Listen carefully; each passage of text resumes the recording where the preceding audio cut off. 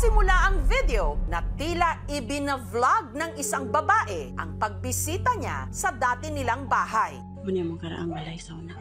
Kalmado itong kumatok sa pinto.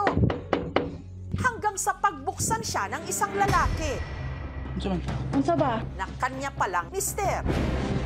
Hingdong na ko dire, kinara ko tan-aon. Hanggang ang kanilang pag-uusap nauwi sa pagtatalo. Unsa ba? Patanawa ko sa unsay sud ni wala. Giit kasi ng babae sa kasama raw ng kanyang mister sa dati nilang bahay ang di umano kalaguyo nito. Wala imong kabit ana, sure ka? Sino kabit? Sure ka nga wala imong kabit ana. Din pasudla ko. Ha?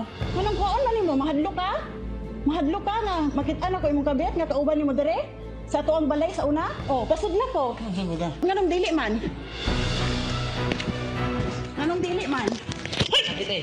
Sige! Pasakit eh. Pasakit eh. Sige. Pasakit eh. Hindi man jud ka magkuan. Naadad ang kabit ani. Maya-maya lang, tuluyan ang nakapasok sa loob si Mrs. At dito na niya naka-face-to-face ang isang babae. Uy, hi kabit! Hi kabit!